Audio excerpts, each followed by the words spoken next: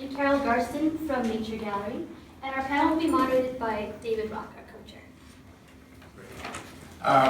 The only reason I think she said, of course, is that I've been doing commercial real estate retail since 1987. I actually had black hair at one point.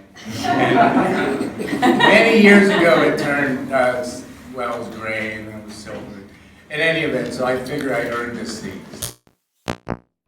Thanks so much everybody for coming. We've been wanting to put this on for a long time, and I really thank the three panelists. I'm going to start with just asking people, we'll kind of go left to right and then back again left. Wife and I own a store called On Your Mark on Main Street, and we're a specialty running and walking store. A bit of an identity crisis because we're classified as such, but we do biomechanical analysis and work a lot with anything related to feet and footwear as far as insoles and whatnot. We had a store in downtown called the Runner's High from 98 through 2006. So we've been in the community for a number of years, and so we're into our 6th year right now with On Your Mark. Thank you. Thanks again for being here. Diane. Hi, I'm Diane Edmonds. I co-own Main Street Books. I have a business partner, Jill Curcio. We have owned Main Street for 7 years now, and we bought it from the original owners. Main Street has been in Los Altos for, I think it's 5 years now, starting on Main Street, now we're on State Street. My partner and I, when we bought Lincoln Tree, we did it out of a place where we could not handle the fact that the last remaining independent bookstore in Los Altos was about to leave as the owners were retiring. And so with no retail experience, we jumped into it, and it's been a very, very fulfilling process in the last 7 years, although I'm afraid the gray is going to start popping out as much as very soon. Anyways, one other thing is that for me is the fact that I am also a Los Altos resident. I've been living in Los Altos since 1996. My kids have attended local public schools here, both through LASB and through MDLA. And so I feel the center of my world right now is really confined to a very small quadrant of the globe. But it's been putting me in a great, unique perspective so I can bring in my different roles of life and be able to see what works for the store, what works for our town, what works for the community. And so it's been great to have all of that intersect together. Thanks, Diane. Carol. I'm Carol Garston. I own Nature Gallery. It's a kind of appropriate day for me to be being part of this panel. It's actually celebrating my 5th anniversary. I'm really, really happy about that. I've been in business for 29 years. I started my business in San Luis Obispo in 1987 with my mom. I was there for 7 years in a small downtown, college town. And then we moved the business in 1994 to Palo Alto, to Town and Country Village, to the big college town, Stanford, and went from being in a little town into a shopping center, so a very different kind of retail, more controlled retail, where everybody had to stay open, everybody had to participate, it was more controlled in that way. And at a certain point in time, the shopping center sold, and I was looking for a new home, and I was looking for a place of opportunity for my business. And I wanted long-term opportunities, so I invested in Los Altos in a 10-year lease, which is kind of a long lease for a small retail business. And I did it because I looked around and I saw Los Altos as a place of tremendous opportunity, sort of an underperforming downtown in a really amazing place of opportunity, Silicon Valley. And I have a really unique product. I sell minerals and fossils from around the world. So I moved to town, and I kind of moved to town sort of running immediately as soon as I got here, and I'm now the co-chair of Downtown Los Altos First Friday, which I think is a really big part of being a part of vibrancy in downtown. I don't live here, I live in Palo Alto, but I believe that we live in a place where community goes beyond the boundaries of a city, and I think that community is just sort of a key thing for retail right now. We have the internet, which is a huge threat to downtown retail business. And so what we have to offer in this town is community and connection. And I think that and to be a successful retailer, as these other two people are, I think we know that more than anybody, and I hope you'll all join us in continuing to be part of community in the retail community and in all of our community of Los Altos and beyond. Thanks, Carol. Thanks very much. First question, what works really well for your business as you do business in Los Altos? What do you think works well in terms of reaching out to consumers? Start with Carol and well, I guess kind of just expanding on what I just said is being part of community, what really works well. I've been here 5 years and I know my customers. It's a small enough place that people walk by and they wave at you. And I think we all really thrive to feel acknowledged and connected in this world that's kind of a little bit chaotic right now. And I think that that's probably one of the things that works best for me. I make a big part of knowing who my customers are and knowing who my other fellow retailers are, and welcoming them to town and knowing all the people that are here. So I think that's what really works well about Los Altos for me. Great, thanks. Nancy? I guess I'm always going to be the second one on your Well, I know, list. sir. That's okay, it's fine. I'll give you things. Okay, so what works really well for us is first and foremost is our relationship with our landlord. And that could not, that is really one of the cornerstones of our success, is the fact that we did not have a landlord that was willing to accept the fact that the margins in retail are very slim, that the constraints within retail are huge, and be willing to support that and know what it takes for a retail business to succeed. We couldn't survive. So the landlord relationship is, first and foremost, is what works well for us. The word that Carol keeps using right now, community, is critical to us. I cannot tell you how many times we get daily people coming in, thank you for being here, thank you for having this space, thank you for having a gathering place. I've been in situations of like being in Safeway and I hear somebody on their phone saying, okay, just meet me at Linden Tree in 10 minutes. And I'm like, yes, that's why we're here. And then the last thing is the relationship with our schools, our educators, and our librarians, because the foundation of reading in general starts in that environment and then carries over into our environment. And we work very closely with the local schools and the librarians to make sure that we have the materials that they need, and in turn, they're receptive to us bringing authors and other illustrators to their schools for their kids. So it's a full circle moment of when we do an event at a school and then the kids come in and buy the book that we were obviously trying to promote as well. So it's the community and the relationships. Great, thanks. Adam? I would say pretty much the same things. Any of the community-related personalization is what has worked well for us. Either knowing our customers, their preferences, being tied in with the local school's running program, the track, the cross-country, knowing what the coaches' preferences are. So we help to support not only on the school side, but then also on the professional side with some of the medical professionals in the immediate downtown and surrounding, so that we can help with some of the guesswork when it comes to footwear, orthotics, insoles, with not a lot of time, certainly on the coaching side when we're talking with the schools and the local high school and middle school coaches for that matter, of having a resource that they can turn to and be confident that kids will be taken care of and they'll get the right products.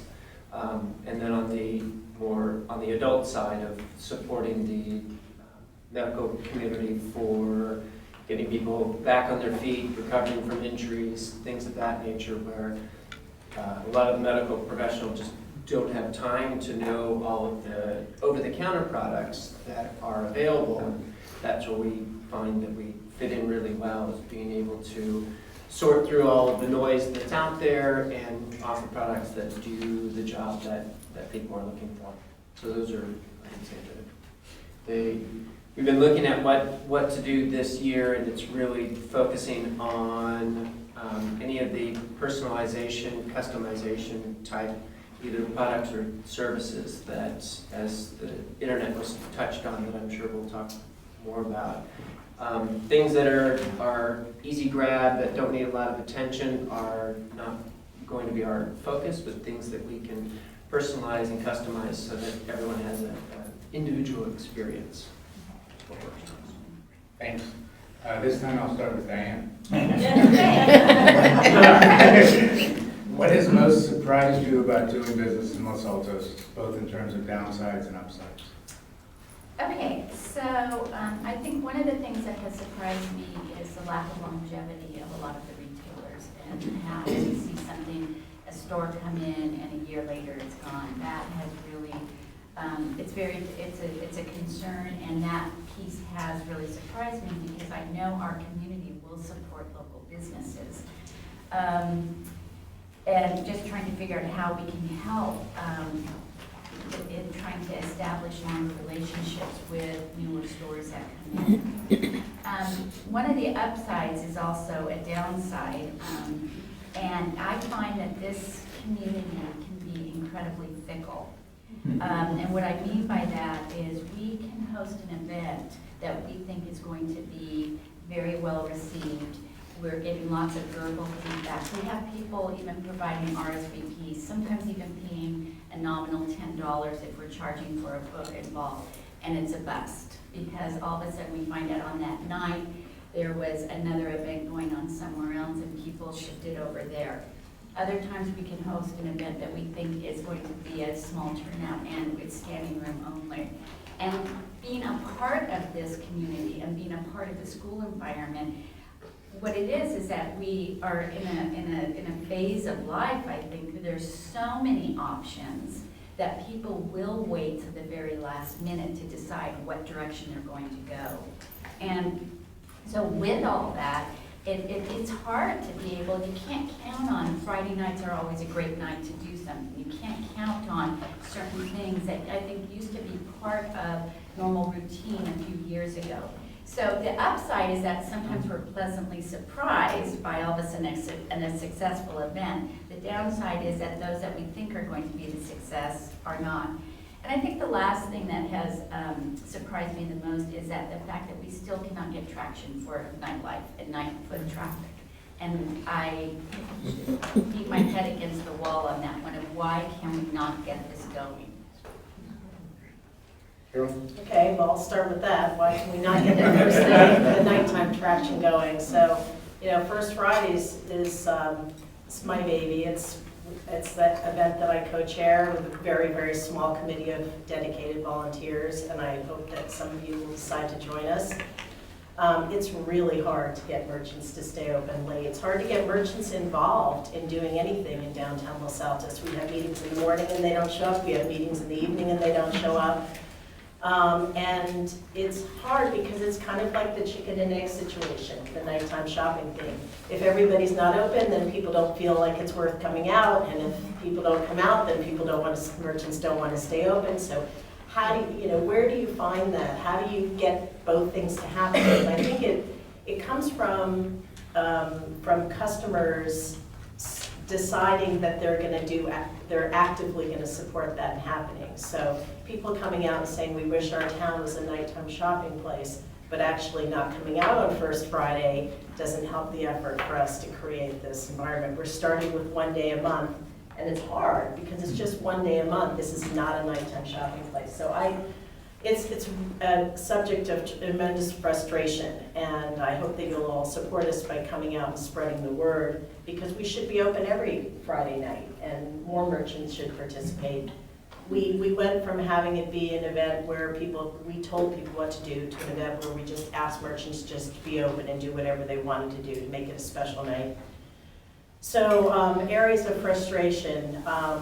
The city, I think, needs to do more to make sure that the city looks beautiful all the time. The sidewalks, when they get dirty, they need to be cleaned regularly. When a tree is down, we need to not have a gap in the canopy of trees on our streets. It needs to be full and feeling really beautiful all the time. It needs to be a safe place. The fact that we don't have stop signs at every corner makes people blaze through the town, and pedestrians are running across the streets. And when it's not safe, it's not a place that people feel that they're really super comfortable hanging out in. So I really would encourage the city to, have people, have the stop signs, have people be driving more slowly through the town.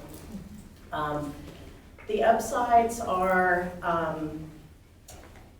the sense of community again, which just needs to continue, and people need to realize that the value of that is something that you can't get on the internet. It's just here, right here locally. You can't get connection and community, on the internet, so.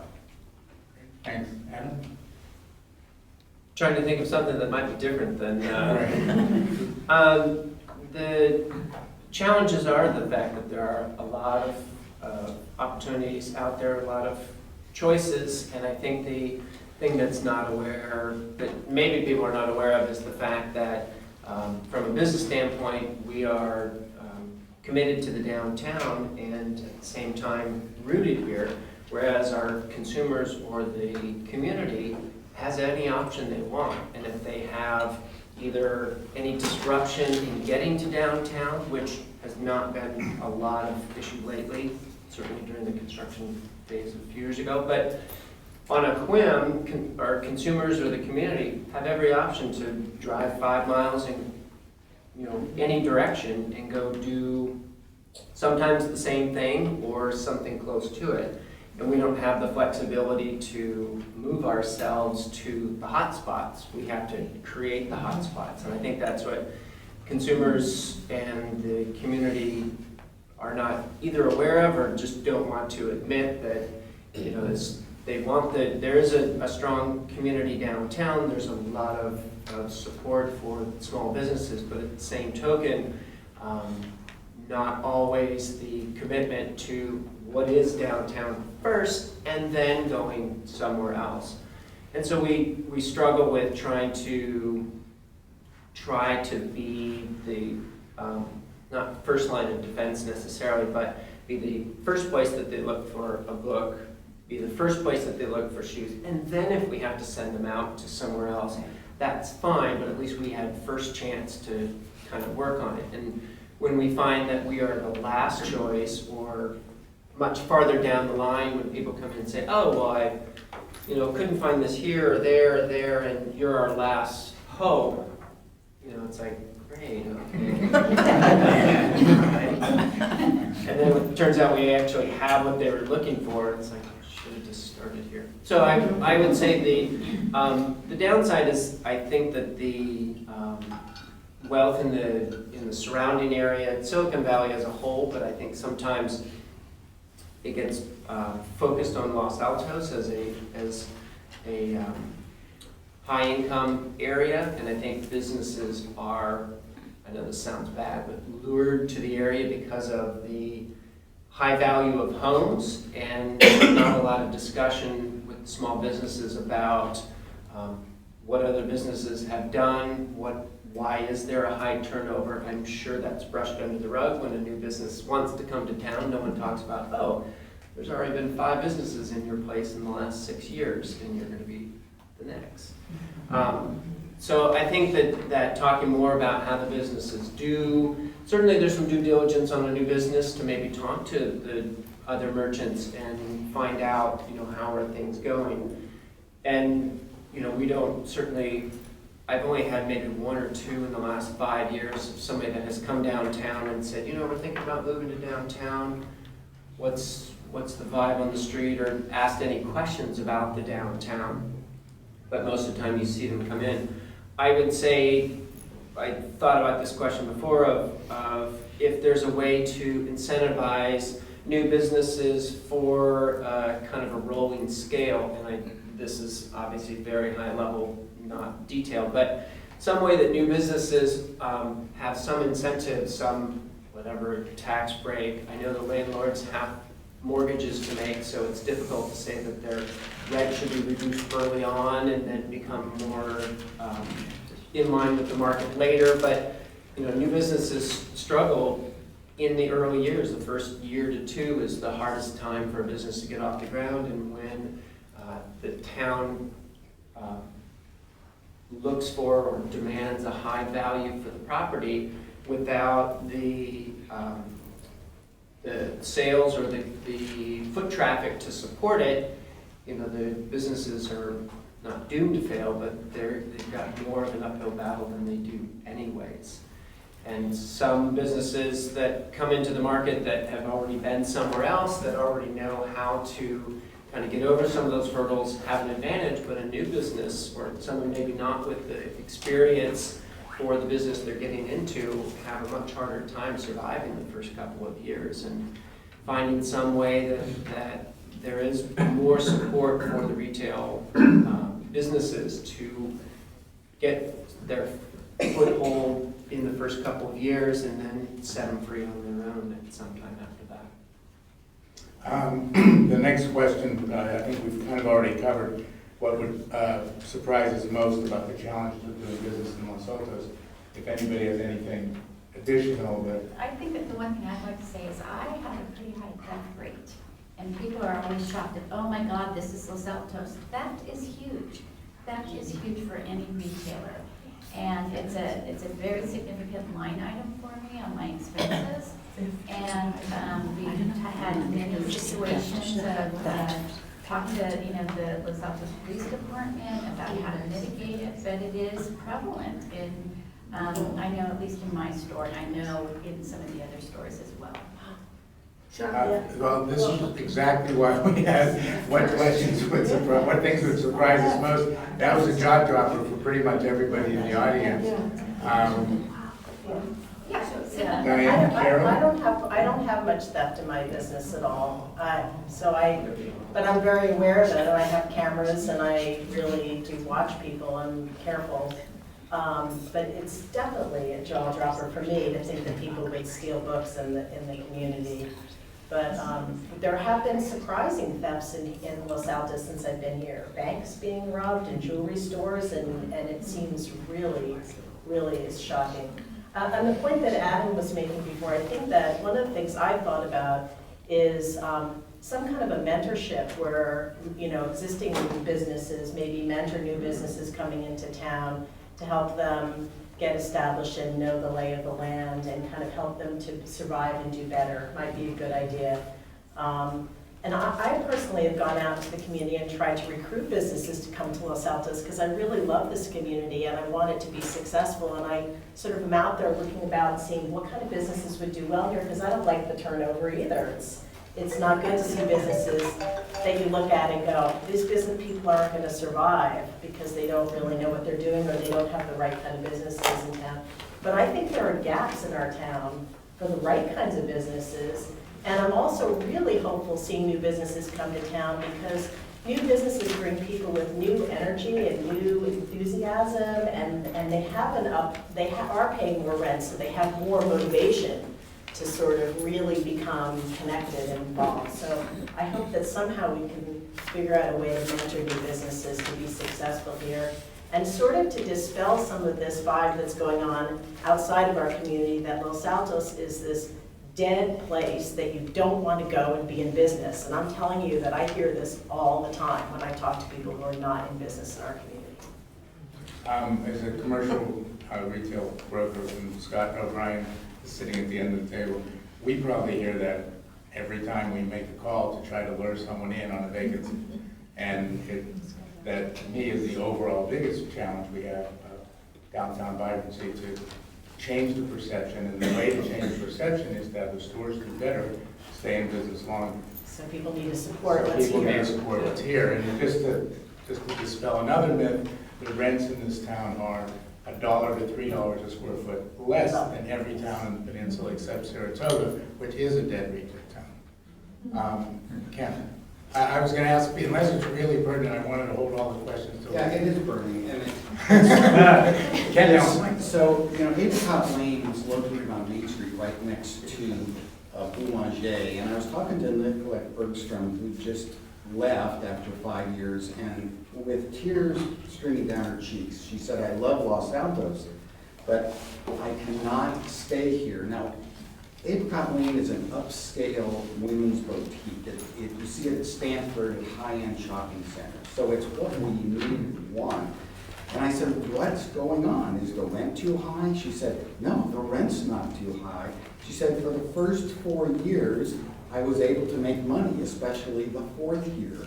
And then she said, this last 12 months has been decimating. I haven't made any money. I've lost money every month. And I said, what's going on? What happened? And she said, my customers can't get in here. There's no parking. The people that park out in front stay there for 2 or 3 hours. She said, it has been just the worst year. And she said, if it was a year ago, I would have renewed for another 5 years. Just so everyone knows, she did have an option, and I love her dearly, and I'm the broker did it. And so does Kat, and she decided not to, and She it was just a wanted very... out of here because she said Los Altos is decaying and I don't see anything changing. So, that's what we've done this last year, and I think we really need to look in the mirror. Any comments on that? I think that the dress shops are having a really hard time. I mean, I do all my shopping for local dress shops, and there isn't one of them that's not complaining that retail's bad. So I think that that sector might be particularly hit right now, because I think a lot of people, I know a ton of people that buy all their clothes online. They just do. So it's one of those sectors that's having a big hit right now.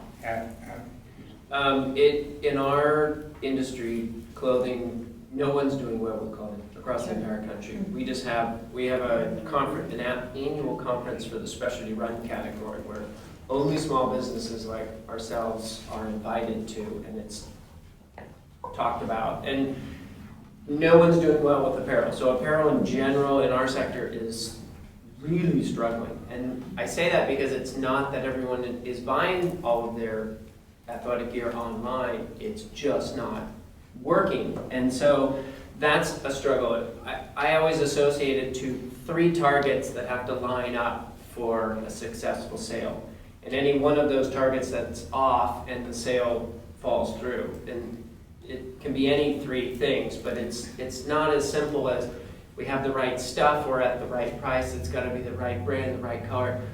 But beside all of that, I think that it supports the other comment I made, that consumers aren't going to fight with not necessarily coming downtown. But it points out that if there's an option to, looks like it's a little traffic, I'll just head up to Palo Alto. Consumers can move on a dime, whereas the businesses can't. If it's hot in Palo Alto, it's not like we can move our business to where it's hot. So I think that it just supports that consumers will not force themselves into downtown. If it's a struggle, they'll go somewhere else. And that adds to the struggle of whether it's apparel or retail in general being tight. It just makes it more of a struggle on the retail side. Let me ask a question. There's a current trend across the country. This is not on the list of questions, so this is a easy problem. There's a current trend across the country to have service businesses be located right on the main street of every town. You'll go to other towns and you'll see a cycle bar. You'll see a yoga works. You'll see Soul Cycle, literally with a bagel shop next to it, and then a Soul Cycle, and then a flower shop, and we currently, that's not possible now because of the current zoning on State Street and Main Street. Any service businesses, whether it be a salon or a fitness business, has to be on a side street. With 3 retailers here who care, very strongly about the success and the vibrancy of downtown. How do you feel about it? Do you feel that would be something that could help bring people to downtown? I think anything that brings foot traffic should be allowed, zoned for, or anything else. The fact that you have to sell products to be on Main Street, supporting what I was saying earlier, I think is ridiculous going forward, because anything that brings people downtown on a regular basis is what's needed. Whether it's going to be immediately supporting myself or any one business really doesn't matter. It brings more people down on a regular basis. So I think if it's supporting downtown and it's a business that the community would want and consumers, I think that it should be allowed. I don't think that it should be something that, because I did hear that with you have to have like 80% of your income has to be by selling products, and I don't see why that's important and what it has to do with anything. Because with things like the internet or many options, then it's not about product anymore, because they're gonna look for the products anywhere. Right. So we need to have things that they can't get. You can't get a cycle experience, you can't get a juice online, you can't get a custom fitting, you can't get personalization, you can't get the one-on-one attention. And so anything that supports that is what's going to be successful long-term. I think, yeah, echoing on that whole concept is also, I think, part of the dark cloud over downtown Los Altos is, for years, it's just been the hair and nail places, right? And that's all we've heard about. So if we could get more of a hybrid of services that will bring people of various demographics, various generations, various needs, it will then benefit all of us, and especially being able to target things like the teens who are in desperate need of outlets right now.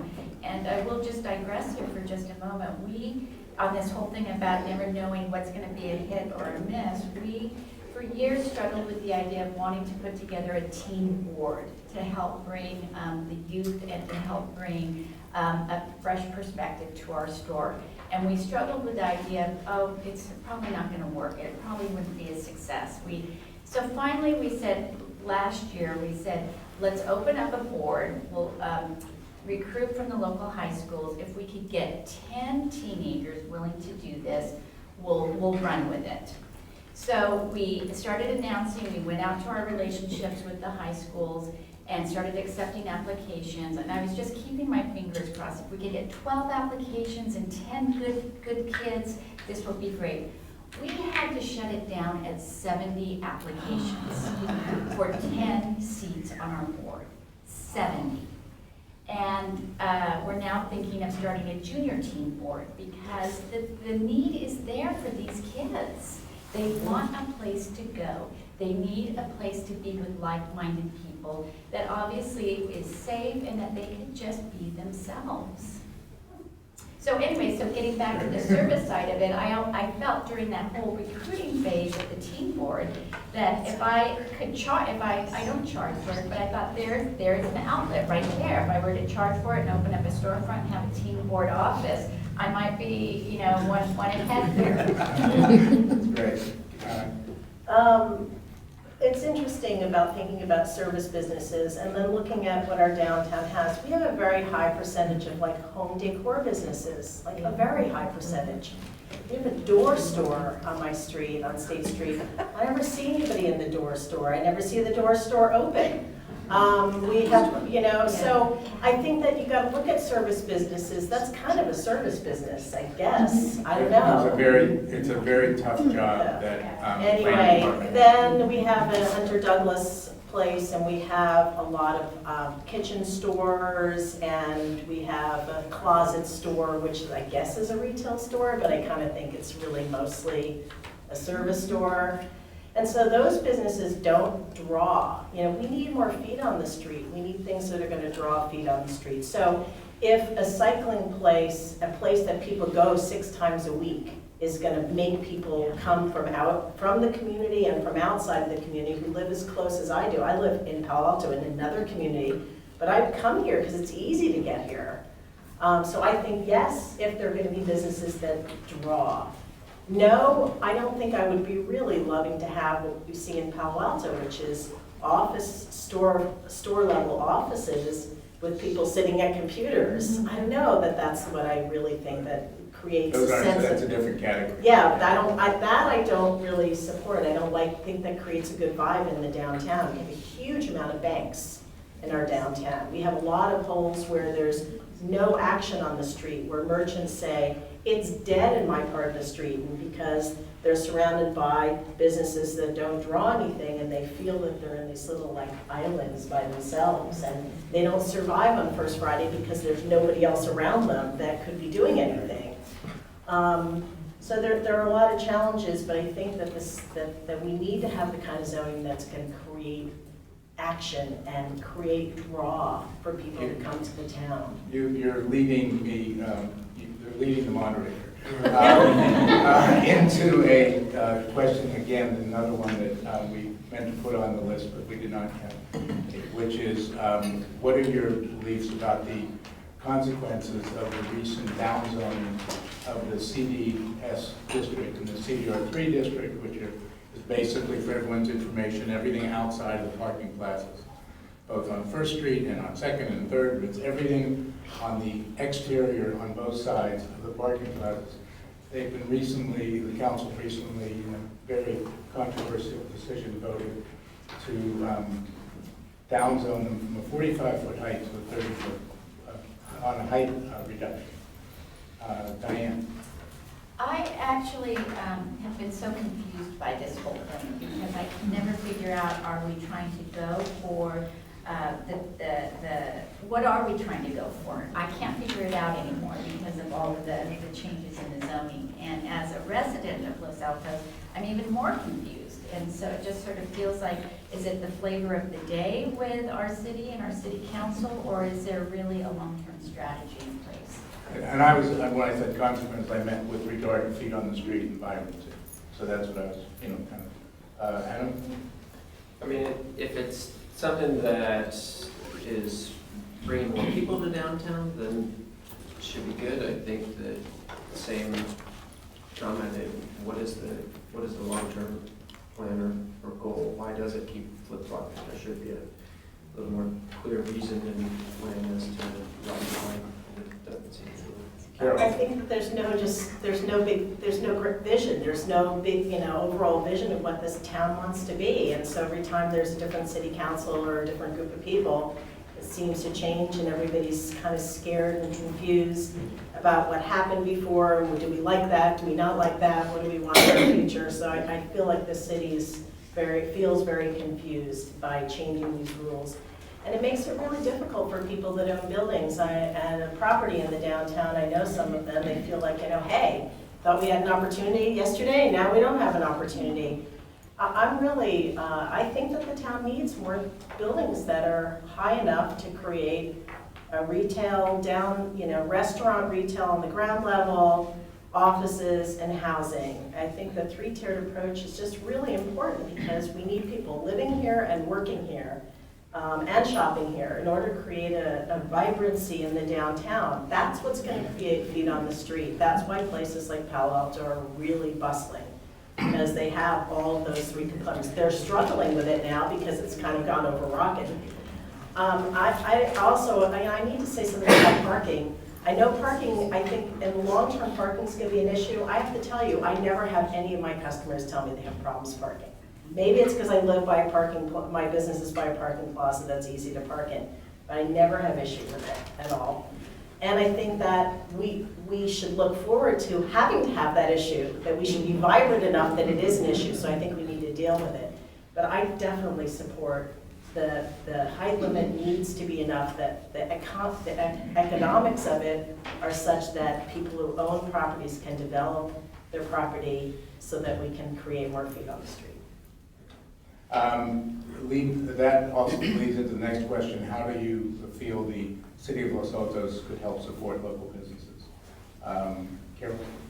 Well, I said before, some of the things, making this city look beautiful, making sure all the spaces where there are not trees have trees in them, sidewalks are clean, stop signs, better wayfinding signs. The banner at San Antonio and El Camino has gotten so expensive for nonprofits to put up a banner there that there's often no banner there. Why doesn't the city have a generic banner welcoming people to come to the town? I think that one of the things that's hard about Los Altos is we're not on the El Camino. People forget that Los Altos is even here. So I think the city needs to do more to welcome people. I know there are a lot of people who live in the town who feel like this is our town and nobody else should come to our town and this is the way it is. And I just want to tell you, as a retail business owner, that doesn't cut it. We live in a community that goes beyond just the city borders, so we need to be more welcoming, and I think the city needs to do some part of helping be more welcoming by having better signage, by having welcoming banners, by making the city always look beautiful. I sometimes have had my planters at the corner of my building with dead plants in them, and I call the city up and I tell them there's dead plants, and the guy tells me, I'm looking on my computer and it says it's being watered, and I say there's dead plants, and I feel like I would like to see the city people being more receptive to that and saying, you know what, we're gonna walk the 2 blocks if you took the time to call us, and we're gonna check it out because we want it to be beautiful, we want people to come here and say, this is just the most gorgeous place. And I have to tell you that, you know, I do believe that it is that, but it could be better. Because my customers have come to Los Altos, my customers of 17 years from Palo Alto, and I've fallen in love with this town and come here now. But they never thought of coming here before. So I think a lot of people just don't think of coming here, and I think more effort needs to be done to bring people. Diane? Sort of taking off of what Carol said, promotion of the businesses within our town. I don't feel like the city itself really perpetuates that in terms of letting people know outside of our broader audience that there are some incredibly great businesses in our town. And I mean, I can't pay for widespread advertising, but collectively with what is happening in downtown, I think there could be some opportunities there. I think the city really needs to do a much better job of erasing the notion that Los Altos is only for hair and nails, and start showcasing some of what else we can offer in downtown. And I think the shop local promotions that have been morphed over the years needs to be integral into what the city really needs. And it can't just be a fad of shop local. I mean, Amazon has taken over all of our lives in every way, and that's not bad. I mean, I just ordered a cat door for my cat this last week, and it came in 2 days. Thrilled about that. But and it was because I couldn't find what I needed at a pet store. So I think, you know, so we have to accept the fact that there is the need to then figure out how can we, as Adam said, how can we get people to understand that they can get some specialized service here without it having to be that difficult to get to? And I'll go to Adam. I know it's tough when you're the third one on the batting order because a lot of things have already been said. No. Some more comments. I think I like the comment of some type of mentorship. I think that the city needs to change the image. The other image that wasn't brought up that gets talked a lot about is another fallacy is that it's just more expensive in Los Altos. I mean, our consumers, I hear it either to my face or hear people kind of talking in the corner about the fact that, well, you know, it's just more expensive. Your products are more expensive because you're in Los Altos. No, actually they're not. And we have quite a few products that are not regulated per se, but it's the same model across the entire country, so it's really easy to go, who's got it for what price, and everyone has it for the same price, even downtown. So I think the city does need to do more to change the sleepy city image, the fact that it's just expensive here, regardless of what the price of the homes across the street are, shouldn't impact the fact that businesses are. The fact that businesses are doing everything they can to offer a value to their consumer. I think that some type of incentive for new businesses to get their feet off the ground, and I, again, don't have the details, so I don't know what the city can do to that, but I think some type of mentorship can really be a big part of it. And then another thing is the city needs to get out of the business's way sometimes. I think there's way too much restriction on the fact that we want to do things and we want to grow, and the city squashes a lot of those opportunities and doesn't let us do the things that we want to do. I think that some incentive that the city has the power to give a reason for businesses to grow. You know, is there some type of tax break or permitting reduction or non-existent permitting fees? I don't think should be anything that downtown businesses should pay for if it's bringing more businesses to downtown, but that's probably another topic for a longer time. But some reason, if the city has the ability to give a reason for businesses to grow or to stay open later. If we're going to spend money on being open later and invest in that, yes, our business hopefully will improve because of that, but is there a way that the city can make it more desirable, make give us some incentive to stay open and to make the investment, because some of them are long-term. It's not going to be a one-shot deal. We need to, First Friday took years to, be open late every night and pay our staff and have an event and maybe offer discounts. And, they're, aside from just the growing our business and getting more awareness, maybe the city has something in their pocket that they can make it more worthwhile for us to be open later and support the businesses that way. This leads into the last formal question, which is if you had a magic wand, what could civic organizations do to help you advance your business and other downtown Los Altos businesses? Sitting in the audience, we have a new leader of LAVA, Scott, and Alan is the new chairman of the chamber, involved with helping create vibrancy. But that, is a kind of a platform, but what do you feel that LAVA, the chamber, possibly other civic organizations could do to help? Yeah. Lacey, yeah? No, LACC. Oh, LACC. I mean, this one, right, this one. The one on the go jump down? I would say the biggest thing for me is actually educating the public. And I kind of do that every day in my business, and letting people know what Adam was saying before is that our prices are not outrageously high, and that if people want to see a vibrant downtown, that everybody needs to communicate to everybody they know that we're all connected, that it's all connected, that we're all part of it. We're all part of the solution, we're all part of the problem, we're all part of the solution. And if we want to be solution-oriented, we need to educate our customers and educate ourselves. So making a point of knowing all the businesses in the downtown, so when somebody walks up to you and say, hey, where do you get a baby gift? You actually know where there's a place that you can tell somebody instead of saying go to the mall. And knowing your merchants, because if you treasure having relationships in the community, knowing the people that own the businesses and the people there, so making it a point to do that, because the reason dress shops don't do well is because people don't realize about, if you're connected to the people that are managing and owning the businesses, you can go in there and say, should I try this on? Nope, don't try it on. I know you, it's not going to work. People come into your business and they say, I want certain, but you know these people and you know your customers. And I think that the civic organizations need to say to all their members in all parts of the community that we want our community to be successful, we need to support what's here, we need to be connected, and we need to take an active part in that and the success of that. And also helping to tell businesses why you value them. We all need support. It's really great. We all appreciate that when people, Diane was saying when she runs into people in the supermarket, we all appreciate the support that we get from our community, telling us what we're doing that's good and what we can do that's better. And I think that's the way the community can help support us. Adam?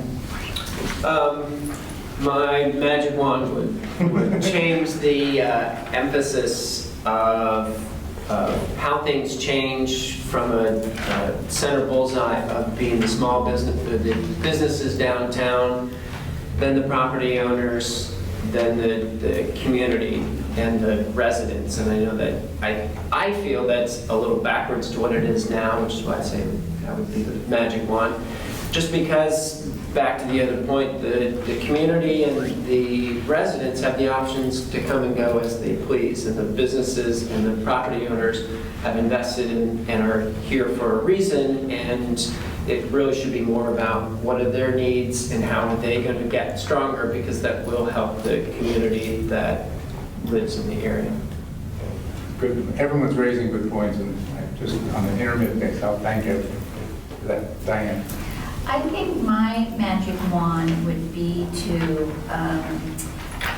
try to really promote to the other building owners and landowners how important it is to really understand what you want to do with your site and support the businesses that will come in to be able to make it work for everybody. And it's very frustrating when we hear businesses leaving because they can't make a rent payment or they can't negotiate a fair lease, because I've experienced it and it works. And it's very rewarding when it works. And I think that would be my magic wand, is that it just has to be a situation where building owners understand that certain businesses are on higher margins and certain businesses are on lower margins, and try to really understand, would you rather have something be vacant for a long period of time versus having something that will still bring in a steady traffic to the town and a steady cash flow? Let me ask a question that has been troubling me. It's connected to the civic organizations. I've always thought Lava has a great role in the downtown, Los Altos Village Association, and yet many of the merchants do not belong to Lava. And so I'd like to, get everything out on the table. I know it's frustrating Scott, and it's frustrating the people who work so hard in Lava. Is there a way that, how can we all help? Or our, as Kelly said, LACC and other organizations, is it knocking on doors? I know Jennifer Quinn, I think, is doing a great job as economic development manager. She's brought that, vision back into really working day to day to try to help things. But what could we all do to get people more involved? The merchants all working together.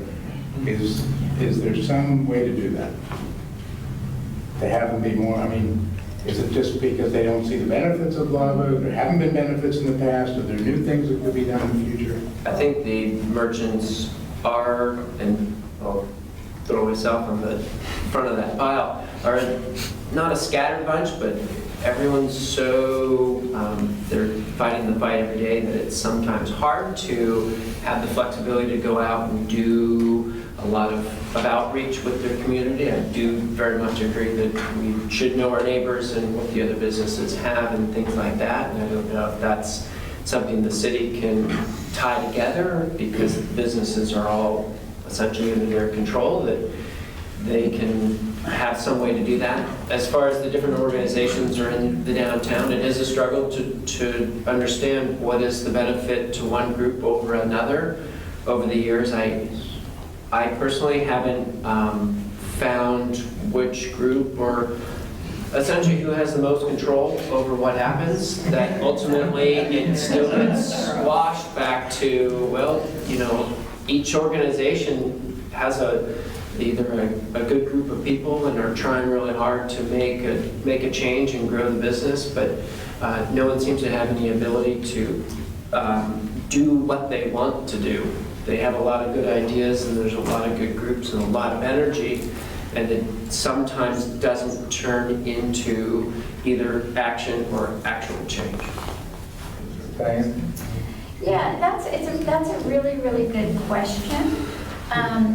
When Jill and I first bought Linden Tree, we were told by a merchant who's no longer in town, you're going to be hit up by a lot of different groups to become members, Chamber of Commerce, which Linden Tree has always been a member of, but Lava and other various factions will be popping up. And I think I think it's just really hard as a business to know what each group is representing and what the payback is going to be. I was originally told Lava is all about putting on events and that support downtown. And it's like, well, great, because those events are going to be helping us. But it's just very hard because there's not there's just not a template or a blueprint that says what each of the groups are about. And is this going to be $250 for my business versus something else that's $50? It's just you get hit up all the time, not just by the community organizations, but by the schools, by everybody in the world. And so you kind of don't know initially where this is all, how to prioritize, until you get the experience of understanding what a Lava can do. And that takes time, it takes experience. Carol? I think this is maybe where the city can come in. Maybe when a new business comes to town, can sort of have, maybe lay this out for a new merchant. This is what's here. We have the Chamber of Commerce, and this is what they generally do. And we have law, and this is what, maybe this is something that could be made a little bit more clear. But I will tell you, as the co-chair of First Friday, working with merchants is like herding cats. It's really difficult to do because we're all entrepreneurs that have like a million things going on in our lives. We have our families, a lot of people have kids, you have your PTAs, you have a zillion things going on in your life. And most businesses in a town like Los Altos, as opposed to a place like a mall, are independently owned, mom and pop businesses. And so we're all really busy trying to survive and thrive in this very challenging retail economy. And so figuring out what you can do with the limited amount of time that you have that's going to serve you best for your time and your money spent with all these different organizations and people pulling on you for donations. I don't donate to anybody who's not one of my customers because I get 6 people a day asking for money and donations, and you have to draw the line somewhere. Lava is a great organization, potential of it. It's had a lot of bumps along the road before Scott arrived about how the perception of what it was and what it was actually doing to help business, as opposed to, in many cases, actually doing events that sort of hurt business or just were there but didn't really help business. So right now, I just want to say I feel like there's a tremendous opportunity for an organization like Lava to sort of reset, because it has a new leadership. It has an opportunity to sort of go out into the community and say, what could we be that would make us want you to belong to us? That's what I think. Personally, that's what I think and Scott has a lot of experience, and I think that he understands that that's really important to do, so. It's 9:30, and we wanted to open it up to questions and answers. Ask Luigi if we could stay for maybe another 15 minutes, if that would be okay.